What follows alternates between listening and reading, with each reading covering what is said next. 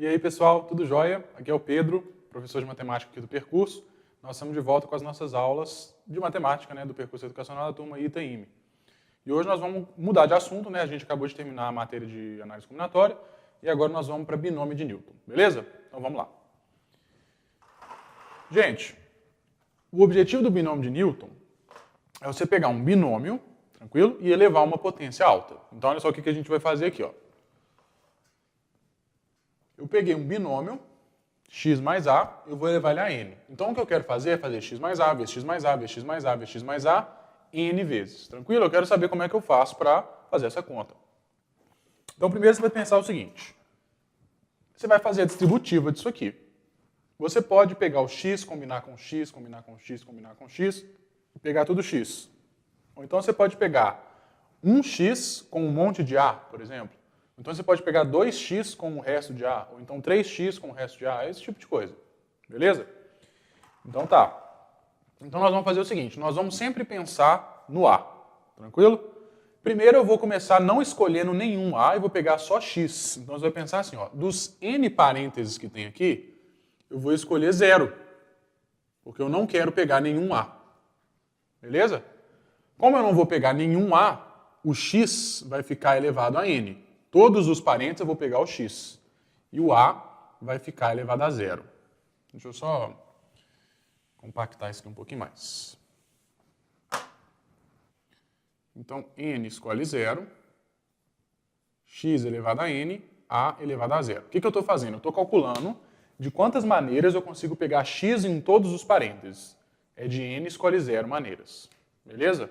Que no caso é uma, né? Agora, eu vou pegar um a apenas. Só que eu posso pegar o a do primeiro parêntese e combinar com o resto. Eu posso pegar o a só do segundo parêntese e combinar com o resto. Ou o a do último parêntese. Então eu preciso escolher qual. Então eu vou fazer dos n parênteses, eu vou escolher um para representar o meu a. E o x, gente, como eu estou usando um a só, vão sobrar n menos 1 para o x e 1 para o a. Beleza? E aí vou fazendo isso, vou fazendo isso, vou fazendo isso, até que eu seleciono todos os parênteses para fazer parte do a. O x não vai sobrar ninguém. E todo mundo vai ficar com um A. Tranquilo? Então é sempre assim. Eu posso juntar isso tudo num somatório. Né, ó. Somatório de n escolhe k, com k indo de 0 até n, vezes x elevado a n menos k, vezes a elevado a k. Essa é a formulazinha que a gente vai gravar. Tranquilo? Eu acabei de demonstrar ela aqui em cima, né? Não sei se vocês perceberam, mas isso foi uma demonstração. Tranquilo? Só que foi uma explicação, uma demonstração mais informal, né? Eu fui falando com vocês o que eu estava pensando. Beleza? Então tá aqui a nossa fórmula. Se você jogar k igual a 0, você vê que começa com n escolhe 0, depois k igual a 1 vai ser n escolhe 1, n escolhe 2 até n escolhe n. O que acontece com as potências do x? Quando k for igual a 0, n menos 0 é 0, depois n menos 1, n menos 2, até o n menos n, que é 0. E o k começa, o a, né, elevado a k, começa ao contrário. Começa do 0 e vai subindo até o n. Tá bom? Beleza. Agora você percebe o seguinte. O primeiro termo é esse. Ele é n escolhe 0. O segundo termo é n escolhe 1. O terceiro termo é n escolhe 2. O quarto termo é n escolhe 3, etc. Então, aqui, olha, eu tenho n mais 1 elementos. Eu começo do 0 e paro no n, eu tenho n mais 1 elementos. É o meu total de elementos. Tá bom? Não esquece disso não. N mais 1 elementos. E se eu quiser saber o meu termo geral, P mais 1, né, na posição P mais 1, o que eu faço? Eu vou fazer o seguinte. Lembrando que é sempre um a menos, né? Olha, o primeiro termo depende do 0, o segundo termo depende do 1, o terceiro termo vai depender do 2, o termo P mais 1 vai depender do P. Então ficaria n escolhe P vezes x elevado a n menos p vezes a elevado a p. Esse seria o termo de posição p mais 1. Então, por exemplo, se eu quiser o termo na posição 30, é só eu usar p igual a 29, 1 a menos. Tranquilo? Então seria n escolhe 29, x elevado a n menos 29, a elevado a 29, supondo que o n seja maior do que 29, né? Tá bom, gente? Então, esse é o termo geral que a gente vai usar bastante também. Beleza? Então, gente, a parte teórica não é muito grande não, é só isso, basicamente só isso. O que você tem que lembrar é o seguinte, o termo geral é esse, tranquilo? São n mais um termo sempre, e você tem que seguir essa ordem. O primeiro tem que ser x elevado a n. Eu não posso começar com e elevado a n, tá? Porque no meu parêntese o x veio primeiro do a. Então as potências de x que decrescem e as de a crescem. Tem que ser nessa ordem. Tudo bem que se eu inverter a ordem dos fatores isso vai dar na mesma, mas quando ele pede, por exemplo, qual é o quinto fator? Aí se eu inverter a ordem, não pode, né? Qual que é o quinto termo? Não posso inverter a ordem. Então eu sempre tenho que seguir a ordem. Começa com x elevado a n e vai descendo. Tá bom? Beleza. Eu vou dar dois exemplos, gente. O primeiro é mais tranquilo e o segundo vai englobar tudo o que a gente precisa saber sobre essa matéria. Tá? Esse segundo exemplo aí ele vai ser um pouquinho extenso, mas vai ser bom. Então, primeiro, calcule o coeficiente do termo independente na expansão de x menos 1 sobre x elevado a 8. Primeira coisa que eu vou fazer é usar a minha fórmula. Ó, isso aí é o somatório com k de 0 até 8, né? No nosso caso o n é 8, de combinação de 8 escolhe k, vezes x elevado a 8 menos k, vezes menos 1 sobre x elevado a k. Usei a fórmula, no lugar do x é o próprio x, no lugar do a é o menos 1 sobre x. Beleza? Tranquilo. Eu quero o coeficiente do termo independente. O que é ser independente? É não depender de x. Beleza? Então você vai pensar o seguinte, olha, vamos tentar dar uma juntada nisso aqui. Isso aqui seria o somatório, com k indo de 0 até 8, de 8 escolhe k. Ó, esse menos 1 elevado a k que está aqui, ó, eu já vou juntar ele aqui no cantinho. Menos 1 elevado a k.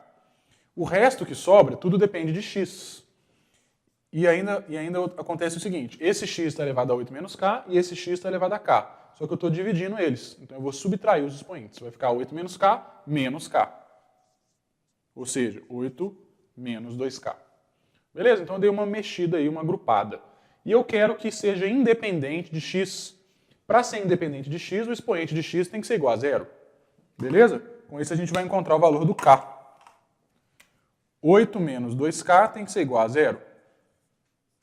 Portanto, o k tem que ser igual a 4. Beleza? Acabei de encontrar o valor de k para que o termo seja independente de x. Beleza? Mas eu quero saber o coeficiente. Então é só eu pegar aqui e jogar k igual a 4, né? Então isso aqui vai ficar 8 escolhe 4 vezes menos 1 elevado a 4. 8 escolhe 4 dá 70, vezes menos 1 elevado a 4 dá 70. Então a resposta, 70. Entenderam como é que funciona? Você basicamente aplica a fórmula e vê o que ele está pedindo. Tranquilo? Beleza, vamos para a segunda questão agora. A segunda questão é bem grande, eu vou usar esse espaço todo para resolver, provavelmente vou ter que apagar e voltar nela mesma. Tá? Mas então vamos lá, vamos dar uma lida no enunciado primeiro, depois a gente volta para lá e resolve. A gente vai de letra em letra. Tá? Aqui então eu tenho 5 letras e eu quero marcar se elas são verdadeiras ou falsas. Beleza? E todas elas sobre 3x mais 5 elevado a 13. Então, a respeito desse binômio, letra A, existem exatamente 2 termos com coeficientes que não são divisíveis por 13. Vamos lá então. 3x mais 5 elevado a 13, né? Vou voltar para lá e vou de letra em letra, tá bom?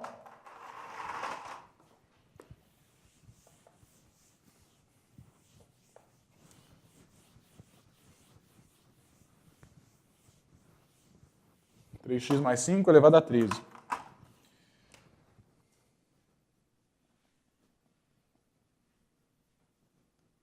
Ó, isso daqui vai ser o somatório, né, isso? Com k igual a 0 até 13, nesse caso. Combinação de 13 escolhe k, vezes 3x elevado a 13 menos k, vezes 5 elevado a k. Beleza?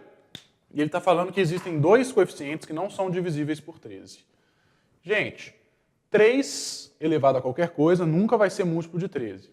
5 elevado a qualquer coisa nunca vai ser múltiplo de 13. Então, para eles serem divisíveis por 13, o 13 tem que sair da combinação. Beleza? Vamos analisar essa combinação, então. 13 escolhe k é a mesma coisa que 13 fatorial, né? Dividido por k fatorial, vezes 13 menos k fatorial. Concorda? Quando a gente for desenvolver isso, dependendo do K, né? Por exemplo, se o K for igual a 2, vai ficar 2 aqui e 11 aqui. Não é isso? Aí vai ficar 13 vezes 12 e o 11 fatorial corta com o 11 de baixo. Mas de qualquer jeito vai aparecer um 13 lá em cima. Sempre vai aparecer um 13 lá em cima. A não ser que aqui embaixo também apareça um 13, que aí simplifica. E isso só acontece realmente em duas opções. Tá? Ele não vai ser divisível quando o K for igual a 13, que aí eu vou ter um 13 fatorial aqui embaixo, ou quando K for igual a 0, que aí aparece um 13 no parênteses de K. Então, em qualquer uma dessas duas situações, gente, o 13 vai ser simplificado. Então, nessas duas aqui, eu terei termos que não são divisíveis por 13. Qualquer uma dos outros K, qualquer um dos outros K, né, o 13 continua lá. Concorda? Igual o exemplo que eu dei do 2, né, K igual a 2, que o 13 vai continuar e não vai cortar. Então, são dois termos que não são divisíveis por 13. Beleza? Vamos voltar lá para o enunciado, então.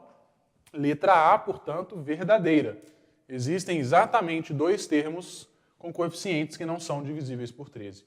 Todos os outros são divisíveis por 13, exceto os dois do extremo, né? Beleza? Letra B. A soma dos coeficientes é 2 elevado a 39. Gente, muito importante. Como que eu acho a soma dos coeficientes? Basta você transformar as suas incógnitas em 1. Você vai trocar x por 1. Por quê? Vamos voltar lá? Olha só o que acontece. Os coeficientes desse cara são a combinação, o 3 elevado e o 5 elevado. Beleza?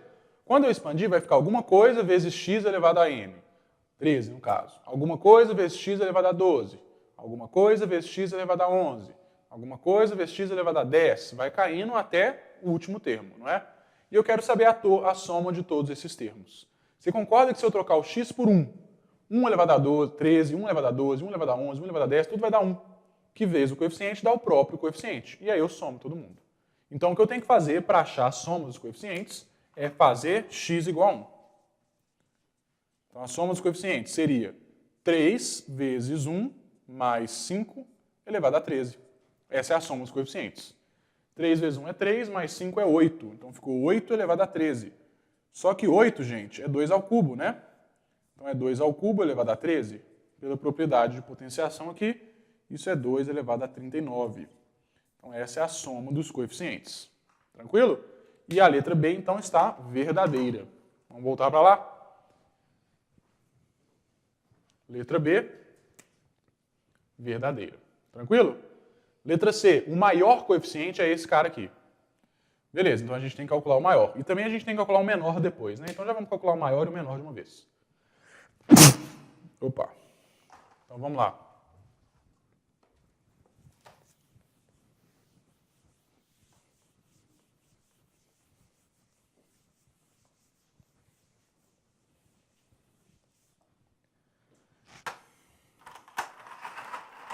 Gente, o maior coeficiente a gente tem que pensar o seguinte.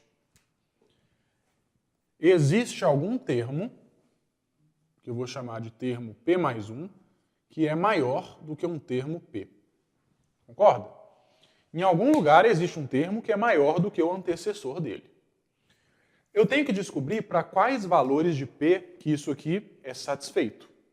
Vamos supor que eu resolva essa equação e descubra que para P menor do que, sei lá, 7, isso aí serve. Ou seja, significa que se eu jogar T igual a 1, vai funcionar. Ou seja, o T2 é maior do que o T1. Porque se eu jogar 2 aqui, fica o T2 maior que o T1.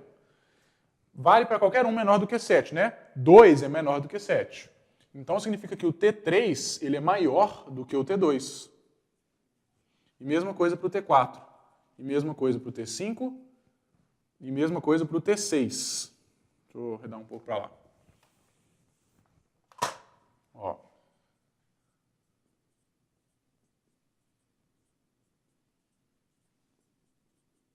Que são os números que são menores do que 7. Eu posso usar o P até o P igual a 6, né? Então o 7 ainda funciona. O T7 também é maior do que o T6. Beleza?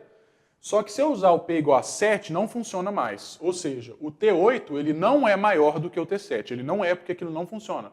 Se ele não é maior, significa que ele é menor, né? Então o T7 é que é maior do que o T8. O T8 ele é menor do que o T7. Analogamente, o T8 é maior do que o T9, e por aí vai, por aí vai, por aí vai. Então o T7 seria o maior termo. Ele é maior que todo mundo para lá, e ele é maior que todo mundo para o outro lado. Entenderam como é que funciona? Eu preciso descobrir quando que isso aqui vale, para quais valores de P que isso aí vale. Vou te mostrar como que a gente resolve isso.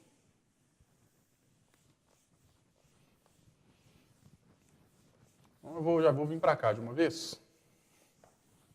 Ó. Então eu quero resolver TP mais 1 maior do que TP. Tranquilo? Nós vamos usar o nosso coeficiente geral, que a gente sabe que a formulazinha é N escolhe P vezes o primeiro cara, que é 3x elevado a N, o nosso N aqui é 13, né? 13 menos P vezes o próximo cara elevado a P. Isso aqui tem que ser maior do que o termo P. Lembra que o termo P mais 1 eu uso P, e o termo P eu uso P menos 1. Então tem que ser maior do que 13 escolhe P menos 1, vezes 3x elevado a 13 menos P menos 1. Ó, 13 menos P menos 1. Isso vai dar 13 menos P mais 1, que é 14 menos P. Tranquilo? Vezes 5 elevado a P menos 1. Beleza? Então eu tenho que resolver isso aí. Vamos lá. O que é 13 escolhe P? 13 fatorial, P fatorial, 13 menos P fatorial. O que é isso aqui? 3x, não é isso? Elevado a 13 menos P. É isso mesmo, 13 menos P. E esse cara aqui é a mesma coisa que 5 vezes 5 elevado a P menos 1, concorda? Que aqui o expoente é 1, aqui o expoente é P menos 1. Se eu somar, vai voltar no P. Eu estou fazendo isso para já simplificar com o lado de lá. Combinação de 13, escolhe P menos 1. Então aqui eu ponho P menos 1 fatorial, e aí eu tenho que subtrair, vai dar 14 menos P fatorial, né? Mesma conta que a gente fez para aquele expoente ali. O 14 menos P, eu posso fazer o seguinte, é a mesma coisa que 3x vezes 3x elevado a 13 menos P. Concorda? Porque aí eu vou somar e vai dar o 14, vezes o 5 elevado a P menos 1. Aqui eu já posso começar a simplificar algumas coisas. Esse cara com esse. Esse com esse. Esse com esse. Concorda? Então vai ficar, ó, 5. O P fatorial simplifica com o P menos 1 fatorial. Olha aqui, ó. O P menos 1 fatorial simplifica com o P fatorial e sobra P. Beleza? O 13 menos P fatorial simplifica com esse daqui e sobra 14 menos P, que é o maior. Tranquilo? Então vai ficar 5 dividido por P maior que... Ali em cima sobrou 3x, né? Só que aí, gente, eu estou preocupado, na verdade, é só com o termo, com o coeficiente, beleza? Então eu vou ignorar esse x aí, eu vou pegar só o coeficiente, 3 dividido por 14 menos P. Como eu tenho certeza que P é positivo e 14 menos P também é positivo, eu posso multiplicar cruzado. Então vai ficar 3P do lado de lá, ó. Do lado de cá vai ficar 70 menos 5P. O que torna 8P menor do que 70, P menor do que 8 e uns quebrados. 8,3, sei lá. 8 e uns quebrados. Ou seja, o maior valor de P que funciona é 8, né, inteiro. Então o P tem que ser menor ou igual a 8. O 8 funciona. Beleza? Então pronto, agora eu já descobri o maior termo. Por quê? Porque eu sei que essa coisa aqui funciona para qualquer valor menor ou igual a 8. Então o maior valor vai ser quando aqui é 8, né? Então eu sei que o T9 ele é maior do que o T8 e maior do que todos os outros por consequência. Mas o T9 não é maior, o T10 não é maior do que o T9, porque não funciona quando o P for igual a 9. Então já descobri o maior coeficiente, é o do termo 9, né? Quando eu uso P igual a 8. Então o T9 é o máximo. E agora é só eu substituir, né? Achar o nono termo. Então a gente vai usar o P igual a 8, certo? Então vai ficar a combinação de 13 escolhe 8, vezes 3 elevado a 8, certo? Que é o nosso K. Na verdade, aqui vai ficar 13 menos 8, que é 5. Vezes 5 elevado a 8. Tranquilo? E aí a gente vai calcular, né? Vamos ver. 13 fatorial dividido por 8 vezes 5, né? Então vai ficar 13, 12, 11, 10, 9, sobre 5, 4, 3, 2. Vezes 3 à quinta, vezes 5 à oitava. Vamos simplificar algumas coisas aqui. 4 vezes 3, 12. 5 vezes 2, 10. Então ficou 13 vezes 11. 9 é 3 ao quadrado. 3 ao quadrado vezes 3 à quinta dá 3 à sétima, vezes 5 à oitava, verdadeira. Beleza? A próxima é verdadeira. Então vem cá, ó. Letra C, verdadeira. Tranquilo? Então, gente, olha só. Essas estratégias que a gente acabou de fazer para as 3 primeiras são muito importantes. A letra D e a letra E, a estratégia da letra D é muito parecida com a estratégia da letra C. E a estratégia da letra E é muito parecida com a estratégia da letra B. Então nós vamos fazer o seguinte, isso aqui é basicamente tudo que a gente tem que saber sobre o binômio de Newton. Para eu não fazer tudo e vocês não pensarem em nada, eu vou deixar vocês tentarem a letra D e a letra E. Beleza? Lembra que a letra D e a letra C são parecidas, letra E e letra B também são parecidas. Tranquilo?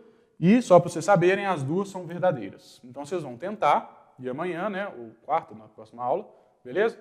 Na próxima aula, a gente vai corrigir essas duas e continuar. Tranquilo? A gente já entra em triângulo de Pascal na próxima aula.